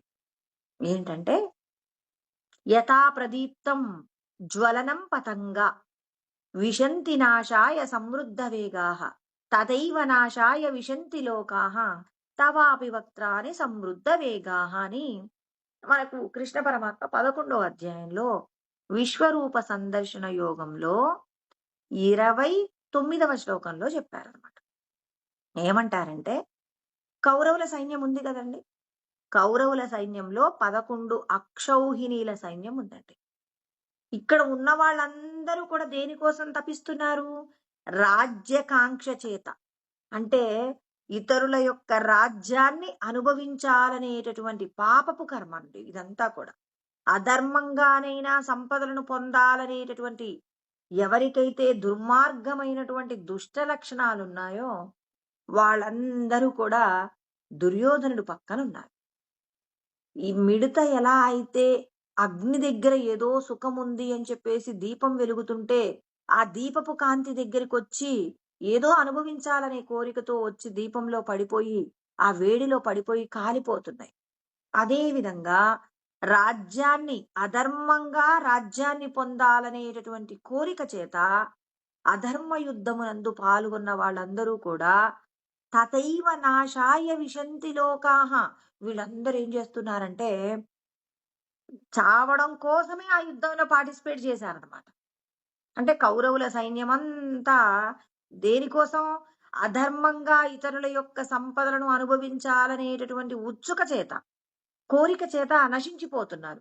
ఇక్కడ మిడత ఎలాగైతే మరి తనకు మరణము పొంచి ఉంది అనే విషయం తెలియక దీపపు వెలుగులో పడి మరణించినట్టుగా ఇక్కడ దుర్మార్గులందరూ కూడా ఏం చేస్తున్నారు? ఇక్కడ మరణించే ప్రయత్నాలు అంటే ఈ యుద్ధంలో చనిపోవడానికి సిద్ధమయ్యారు. మరి పాండవుల గురించి కూడా కృష్ణ పరమాత్మ అక్కడే చెప్పారు. 28వ శ్లోకంలో చెప్తారు. యథా నదీనాం బహవోంబు వేగాః సముద్రమేవాభిముఖాద్రవంతి తథా తవాపి నరలోక వీరాః విశంతి వక్త్రాణ్యభివిజ్వలంతి. వీళ్ళు కూడా మరణిస్తున్నారండి. కౌరవులు యుద్ధంలో కొంతమంది చనిపోయారు, పాండవులు కూడా యుద్ధంలో చచ్చిపోయారు కదండి. ఆ యుద్ధంలో చనిపోయిన వాళ్ళు ఇప్పుడు ఏ విధంగా అయితే నదులన్నింటినీ కూడా ఏమంటారు? స్త్రీలు అంటారు. స్త్రీలు పురుషుణ్ణి చేరడం కోసమే, సముద్రుడైనటువంటి పురుషుణ్ణి చేరడం కోసమే తమ యొక్క ప్రవాహంలో కొండలు కోనలు పర్వతాలు అన్నింటినీ దాటుకుంటూ సముద్రుడి దగ్గరికి వచ్చి కలిసిపోయినట్టుగా భగవంతుణ్ణి తెలుసుకుని భగవంతుడు చెప్పిన ధర్మ మార్గంలో ప్రయాణం చేస్తూ ప్రాణాన్ని పోగొట్టుకోవడానికి కూడా సిద్ధమైన వాళ్ళందరూ కూడా ఇక్కడ పరమాత్మ వాళ్ళని ఏమన్నారు? ధీరులన్నారు, వీరులన్నారు. వీరులైన వాళ్ళు ఏం చేస్తున్నారు? ధర్మం కోసం యుద్ధం చేస్తున్నారు. ఎన్ని అక్షౌహిణీల మంది ఉన్నారు? 7 అక్షౌహిణీల సైన్యం పాండవ పక్షంలో ఉందండి. వీళ్ళందరూ కూడా ధర్మంగా అంటే భూమి మీద ధర్మాన్ని నిలబెట్టడం కోసం ప్రాణత్యాగం చేస్తున్నారండి. ఆ ప్రాణత్యాగము ఎలా ఉంది అంటే నదులన్నీ సముద్రంలో కలిసినప్పుడు ఎంత ఆనందాన్ని పొందుతున్నాయో యుద్ధంలో మరణించిన వారిని ఏమంటారు? వీరమరణం కదండి. ఆ వీరమరణాన్ని పొందడం కోసం అని చెప్పేసి వక్త్రాణ్యభివిజ్వలంతి. భగవంతుడి యొక్క ప్రజ్వరిల్లుతున్నటువంటి అగ్ని కీలకాలలో మరి వీళ్ళందరూ కూడా పడిపోతున్నారు. వాళ్ళు పడిపోతున్నారు, వీళ్ళు పడిపోతున్నారు. వాళ్ళేమో పాపము అనుభవించడం కోసం అని చెప్పి మరి వీళ్ళందరూ పడిపోతున్నారు. వీళ్ళు ధర్మంగా పోరాటం చేయడం కోసం వస్తున్నారు. అంటే ఎవరైతే ధర్మంతో కూడి యుద్ధం చేయడం కోసం ప్రయత్నం చేస్తున్నారో మీరందరూ కూడా ధర్మయుద్ధంలో ఉన్నారు అనటానికి గుర్తు అన్నమాట. అందుకే ఇక్కడ పరమాత్మ చెప్పినటువంటి మాట, హతోవా ప్రాప్స్యసే స్వర్గం. ఇక్కడ యుద్ధంలో గనక నువ్వు మరణిస్తే, అంటే నేను ఈ శరీరం కాదు ఆత్మని అని తెలుసుకొని ధర్మంగా, అంటే చాలా మంది అనుకుంటున్నారు, చెప్పాలి కాబట్టి చెప్తున్నారండి. నేను గురువు గారి దగ్గర ఉపదేశం తీసుకున్నాను. నేను ఎలా బతికినా నాకు భగవంతుడు మళ్ళీ మానవ శరీరం ఇస్తారు అనే భ్రమ చాలా మందికుందండి.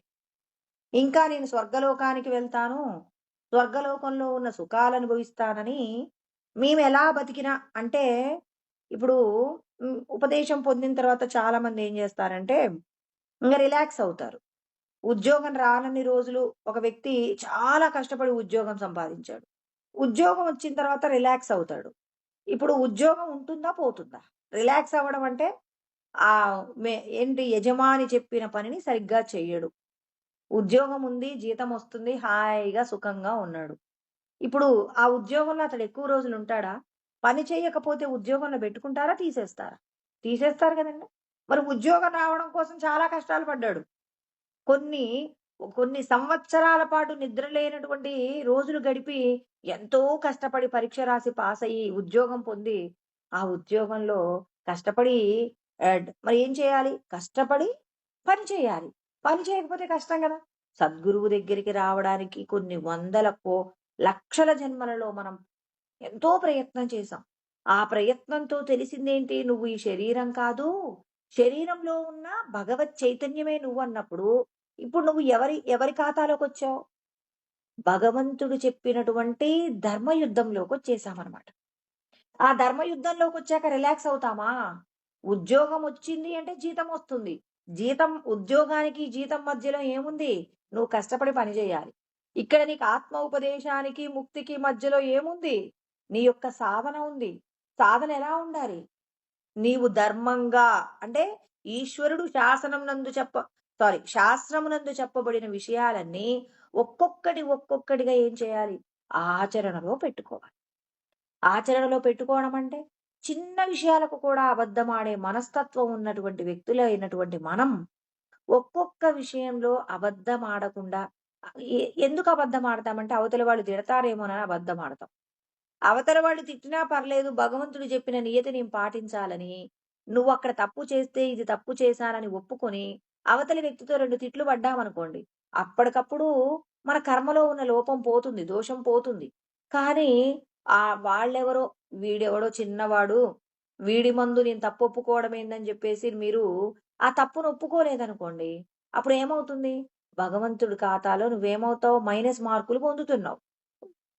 ధర్మయుద్ధంలోకొచ్చిన తర్వాత నేను యుద్ధం చెయ్యను అని ఎవడైనా వెనక్కి తిరిగితే, ఆ భార్యలు, తర్వాత తల్లులు అంటారు, నాయనా యుద్ధంలో మరణిస్తే నువ్వు వీర స్వర్గం పొందుతావు, నేను వీరమాతను అనిపించుకుంటాను.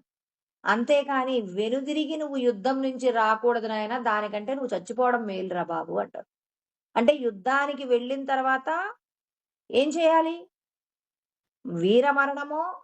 వీరమరణం పొందడానికే ప్రయత్నం చెయ్యాలి గాని, పిరికి పందలాగా నువ్వు వెనక్కి తిరిగి వస్తే నేను నీతో కలిసి ఉండనని తల్లి అంటుంది, భార్య అంటుంది. ఎందుకంటారు?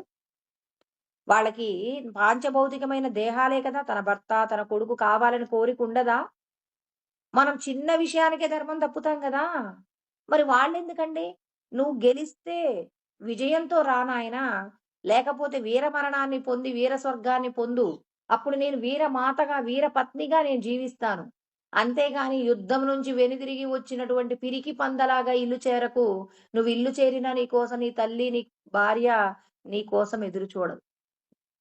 అంటే భగవంతుడు అంటున్నారు, ఆత్మ ఉపదేశం పొందడానికి నువ్వు ఎంత కష్టపడితేనో ఇక్కడ దాకా వచ్చావు.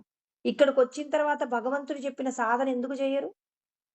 ఇక నేను ఉపదేశం తీసుకున్నాను, గురువు నాకిక జ్ఞానం ఇచ్చేశారు, ఇక నేను ఆత్మని అని చెప్పేసి చూస్తానంటే సరిపోతుందా? సాధన. ఎలాంటి సాధన? 10 మందికి మేలు జరగడంలో నీకు కష్టం వచ్చినా ఓర్చుకునేంత గొప్ప సాధన నువ్వు చెయ్యాలి. సాధన చేసినప్పుడు పరమాత్మ ఏమన్నారు? నేహాభిక్రమనాశోస్తి ప్రత్యవాయున విద్యతే స్వల్పమప్యస్య ధర్మస్య త్రాయతే మహతో భయాత్.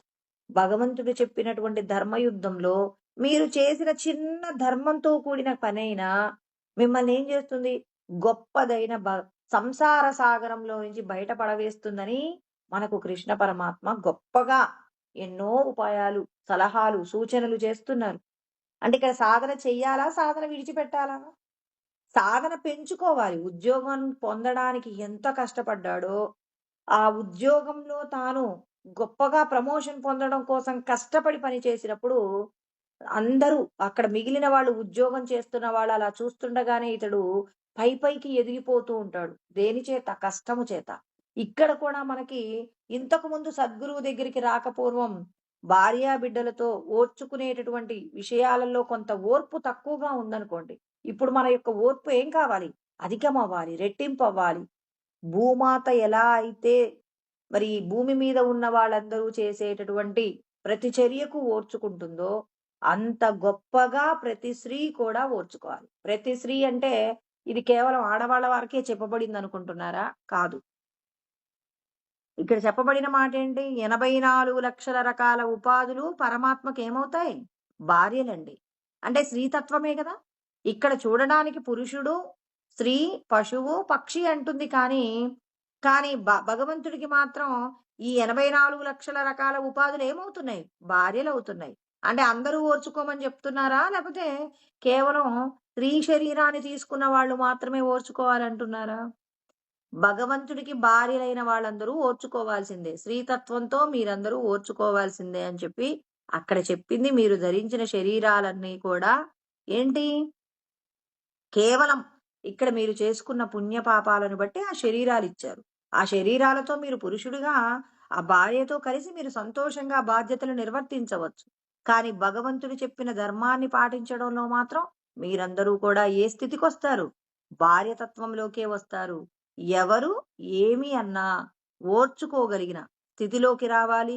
భగవంతుడు చెప్పిన ధర్మాన్ని పాటించాలి. ఆ ధర్మం పాటించినప్పుడు మీకొచ్చేటటువంటి గొప్ప స్థితి ఏంటి? ఆయన ఏమంటున్నాడు? మీరందరూ కూడా సాధకులుగా ఉన్నప్పుడు కర్మ చెయ్యండి. నిష్కామ కర్మ చెయ్యండి. ఫలితం కోరకుండా 10 మందికి ఉపయోగపడే కర్మ చెయ్యండి. ఇలా కర్మ చేస్తూ కొంత సాధనలో ముందుకు పోయారనుకోండి, యోగారూఢస్య తస్యైవ శమఃకారణం ఉచ్యతే. అంటే సద్గురువు దగ్గర జ్ఞానం పొందిన వాళ్ళలో 2 రకాల వ్యక్తులు ఉంటారండి. కొంతమందేమో ప్రారంభ సాధకులుగా ఉంటారు. కొంతమందేమో ఒక మెట్టెక్కిన వాళ్ళు ఉంటారు. మెట్టెక్కిన వాళ్ళేమో ఓర్చుకోవడంలో ఎలా ఉండాలంటే మన భీష్మాచార్యుల వారిలాగా అవతలి వారి యొక్క కోపాన్ని కూడా మనం తట్టుకొని వాళ్ళ యొక్క కోపం తీర్చుకోవడానికి మనం అవకాశం ఇవ్వాలి. ఆ స్థితి శమ. అంటే మనస్సును నిగ్రహించడం అంటే ఇప్పుడు మనల్ని ఎవరైనా తిడుతున్నారు. తిడుతున్న వాళ్ళని క్షమించమంటే క్షమిస్తాం కానీ వాళ్ళు మన మీద రాళ్ళు రువ్వడానికి కూడా ఒప్పుకోవడం అంటే నీకు పూర్తిగా తత్వం తెలిసినప్పుడే సాధ్యమవుతుంది. అంటే నువ్వేం చేయాలి మొదట? ఈ సాధన చేయలేరు అందరూ. ఆ సాధన ఎలా ఉంటుంది అంటే శ్రీరామచంద్రుడికి కలిగిన వైరాగ్యం మనకు కూడా కలిగినప్పుడు ఈ క్షమ అనే పదం. కైకమ్మను క్షమించాడండి శ్రీరామచంద్రుడు. వాళ్ళ నాన్నగారు భార్య మీదున్న ప్రేమతో ఇచ్చిన వరాలను ఏం చేశాడు? నాన్నగారు మీరిచ్చిన శబదాన్ని నెరవేర్చుదామండి, మేము వెళ్ళిపోతున్నామని ఆయన ఏం చేశాడు? ఓర్చుకున్నాడు. ఎంత ఓర్చుకున్నాడండి? వేరొకరికి సాధ్యం కానటువంటి దానినంతా కూడా మరి శ్రీరామచంద్రుడు ఓర్చుకున్నాడంటే తనకు ఆల్రెడీ వైరాగ్యం వచ్చింది. ఆ వైరాగ్యం ఎంతటి స్థితిలో ఉంది? ఈ క్షమ అనేటటువంటి ఇక్కడ కృష్ణ పరమాత్మ చెప్పిన క్షమ ఏదైతే ఉందో ఆ క్షమకు కావలసిన అర్హతతో కూడిన వైరాగ్యం వచ్చిందండి. ఆ వైరాగ్యం చేత ఆయన ఏం చేస్తున్నాడు? ఎవరు ఏ తప్పు చేసినా క్షమించేస్తున్నాడండి. ఎలా క్షమిస్తున్నాడు ఆయన? కోపం లేకుండా చిరునవ్వుతో క్షమించేస్తున్నాడు. మళ్ళీ కోపంతో క్షమించకూడదు. ఏమోలే పోరా, బతుకు పోరా అని చెప్పేసి అనకూడదు. పరమ సంతోషంతో స్వీకరించాలి. ఆ క్షమించడం అంటే, ఓర్చుకోవడం అంటే రాజ్యాన్ని ఇచ్చేసి మరి భరతుడికి రాజ్యాన్ని ఇచ్చేసి పరిపాలించమంటాడు. భరతుడు ఎంత గొప్పవాడండి! అన్నయ్య ఈ రాజ్యము నీదన్నయ్య, నాది కాదు. ఎందుకు? ఈ మోక్షం అనేటటువంటి పదానికి ఎవరు చిహ్నంగా ఉంటారంటే భరతుడండి. అందుకే ఇక్కడ మనకి చెప్పబడినటువంటి నలుగురు ఉన్నారు కదండి. రాముడు, లక్ష్మణుడు, క్షత్రుఘ్నుడు, భరతుడు ఉన్నారు కదా. వీళ్ళ నలుగురిని ధర్మార్థ కామ మోక్షములు అంటారు. ఇక్కడ భరతుడి పక్కన ఎవరుంటారు ఎప్పుడు? కామం ఉంటుందండి. కోరిక ఉంటుంది. భరతుడి యొక్క లక్షణం ఏంటంటే మోక్షము. ముక్తిని పొందాలనేటటువంటి సంకల్పంతో ఉంటాడు భరతుడు. అందుకే తన పక్కనున్నటువంటి కామం ఏమవుతుంది? అణిగిమణిగి ఉంటుంది. వాళ్ళ అమ్మగారే రాజ్యాన్ని పరిపాలించమని భర్త దగ్గర నుంచి రాజ్యాన్ని తీసుకొని, "నాయనా నువ్వు ఈ రాజ్యానికి వారసుడివిరా బాబు, నువ్వు పట్టాభిషేకం పొందు" అంటే మోక్షం అనేటటువంటి దాని కోసం పరిగెడుతున్న వ్యక్తి కాబట్టి భరతుడు తన పక్కనున్న కోరికను ఏం చేశాడు? ధర్మం వైపు తిప్పి, "అన్నయ్య ఈ రాజ్యం మీది. ఈ రాజ్యం మీదైనప్పుడు నేనెలా పరిపాలిస్తాను? ఈ సింహాసనం మీద నేను కూర్చోను అన్నయ్య" అని పాదుకలు తీసుకొచ్చి, ఆ పాదుకలు శ్రీరామచంద్రుడికి వేసి, "నీ యొక్క పాదుకలే రాజ్యాన్ని పరిపాలిస్తాయి తప్ప, ఈ రాజ్యానికి, ఈ సింహాసనానికి నేను సేవకుడిలాగా ఉండి ఈ రాజ్యాన్ని కాపాడుతాను. మీ యొక్క అరణ్యవాసం పూర్తయిన వెంటనే మీరు రాలేదు అంటే మాత్రం నేను దేహత్యాగం చేస్తాను. నేను రాకపోతే ఇక మా తమ్ముడు ఈ రాజ్యాన్ని పరిపాలిస్తాడని మాత్రం నువ్వెప్పుడూ అనుకోవద్దన్నయ్య. నువ్వు రాకపోతే, నేను పెట్టినటువంటి ముహూర్తానికి మీరు రాకపోతే నేనైతే ఏం చేస్తాను? దేహత్యాగం చేస్తాను" అని చెప్పేసి వాళ్ళ అన్నగారికి చెప్పి, అన్నగారి యొక్క పాదుకలకు సేవకుడుగా రాజ్యాన్ని పరిపాలించాడు. అంటే ఇక్కడ ఎవరైనా భగవంతుడిచ్చినటువంటి ఐశ్వర్యము నేను అనుభవించాలని ఎవరైనా తపన పడుతున్నారా? శ్రీరామచంద్రుడు నా తమ్ముడే కదా, అనుభవించని అంటాడు. ఇక్కడ భరతుడు అంటున్నాడు, "అన్నయ్యకి రావాల్సింది నేనెలా అనుభవిస్తాను? అన్నయ్య మాత్రమే ఈ సింహాసనానికి అర్హుడు" అని చెప్పి ఎవరికి వాళ్ళు ఎంత గొప్పగా త్యాగం చేయడానికి సిద్ధమవుతున్నారండి. ఒక మన ప్రకాశానందగిరి స్వాముల వారు చెప్పినటువంటి ఒక చిన్న ఉపమానం చెప్తానండి. ఒక ఒక ఒక ఊళ్ళోనట ఒక వ్యక్తి పొలం కొనుక్కున్నాడట. ఒక 4 ఎకరాల పొలం ఒక రైతు దగ్గర నుంచి కొనుక్కున్నాడండి. కొనుక్కున్న కొద్ది రోజులకి ఈయన పొలాన్ని సాగు చేస్తున్నప్పుడు ఆ పొలంలో ఏదో ఒక బంగారపు లంకె బిందెలొచ్చాయట. లంకె బిందెలొస్తే ఆ లంకె బిందెలు ఇప్పుడు నేనే పొలం కొనుక్కున్నానండి వేరొకరి దగ్గర నుంచి. ఇప్పుడు ఆ పొలంలో ఉన్న లంకె బిందెల్ని చూడగానే నాకేమనిపిస్తుంది? ఈ పొలం నేను కొనుక్కున్న తర్వాత ఈ లంకె బిందెలు బయటపడ్డాయి గాబట్టి, ఈ లంకె బిందెలు నావే. ఒకవేళ ఈ పొలాన్ని ఇంతకు ముందు ఎవరి దగ్గరైతే ఈ పొలం ఎవరి దగ్గరుందో, వాళ్ళ దగ్గర ఉన్నటువంటి పొలం గదా! వాళ్ళకి ఈ లంకె బిందెలు ఇయ్యాలని నేననుకుంటానా? ఒకవేళ ఆయన సంపద అయితే ఆయన దగ్గర పొలం ఉన్నన్ని రోజులలో ఈ లంకె బిందెలు బయటపడేవి. అంతేకాని ఈ లంకె బిందెలకు నేనే వారసుడినవుతాను కానీ వాళ్ళు కాదు అని మనమేం చేస్తాం? అవతలి వ్యక్తికి తెలియకుండా ఈ లంకె బిందెలు మన ఇంటికి చేర్చుకునే ప్రయత్నం చేస్తాం. కానీ ఇక్కడున్నటువంటి వ్యక్తి అలా లేడట. ఇప్పుడు అలెగ్జాండర్ గారు ప్రపంచ విజేత అయినటువంటి అలెగ్జాండర్ గారు అన్ని దేశాలను కూడా ఆక్రమించుకుంటూ వస్తున్నాడట. చివరికి ఆసియా ఖండంలోకి కూడా వచ్చాడు.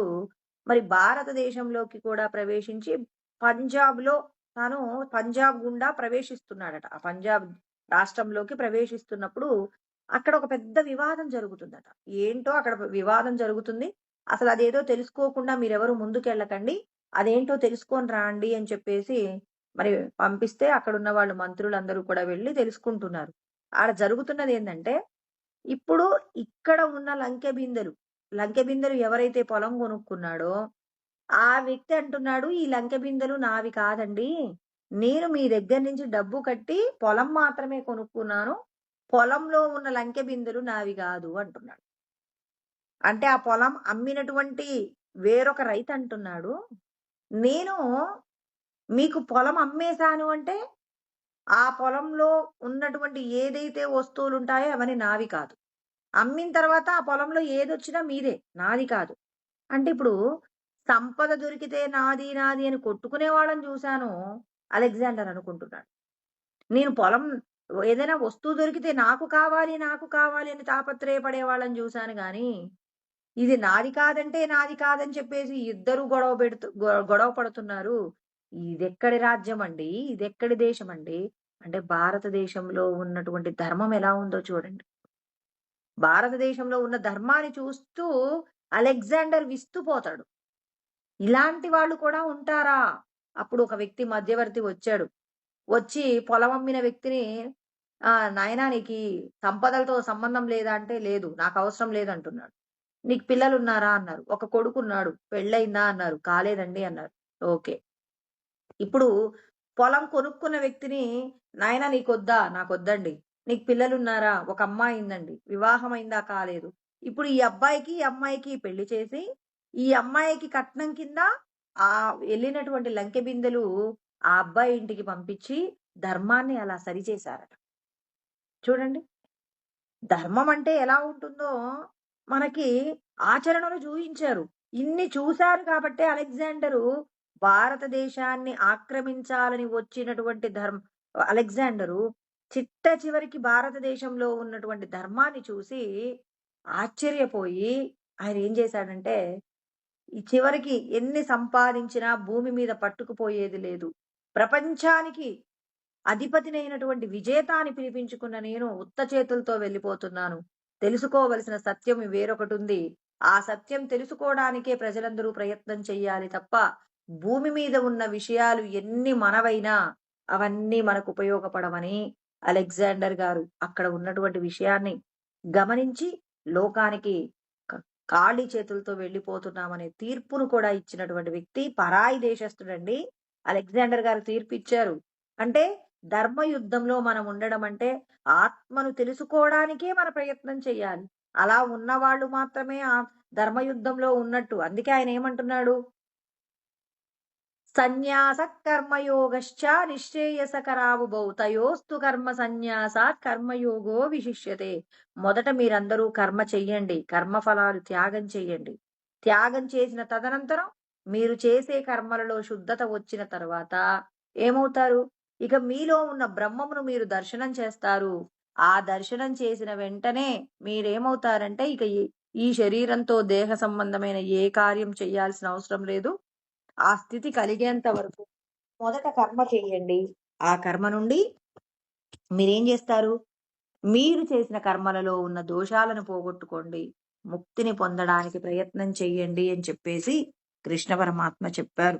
మరి చెప్పిన తదనంతరం మరి ఎవరైతే సుఖములను, దుఃఖములను అంటే సుఖముల యందు ఆనందం పొందడం, దుఃఖముల యందు కృంగిపోవడం చెయ్యకుండా ఆయన ఏమంటాడు అనంటే, దేనిని కోరకుండా ఇది కావాలి, అది అది వద్దు అని లేకుండా సూర్యుడు ఎలాగైతే ప్రకాశిస్తూ ఉంటాడో, ఆ సూర్యుడి యొక్క శక్తి చేత ఎవరెవరు ఏ ఏ కర్మలు చేసుకుంటున్నా అతనికి సంబంధం లేనట్టుగా ఎలా ఉంటాడో, అదే విధంగా మనం కూడా కర్మల యందు ఆసక్తి లేకుండా కర్మ చేసిన వారు నన్ను పొందుతారు అనే విషయాన్ని తర్వాత శ్లోకంలో చెప్పబోతున్నారు.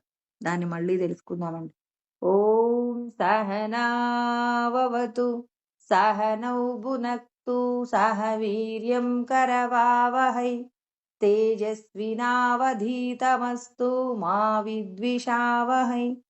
ఓం శాంతి శాంతి శాంతి.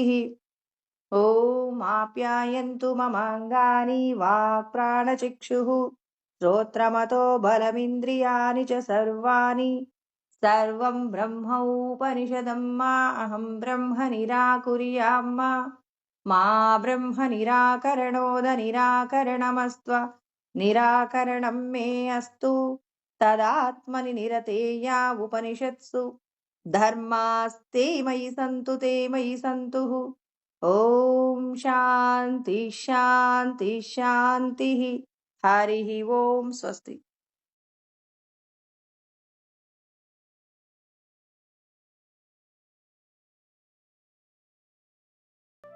ఇలాంటి మరిన్ని ఆధ్యాత్మిక ప్రవచనాల కోసం మా ఛానల్ని సబ్స్క్రైబ్ చేసుకోండి.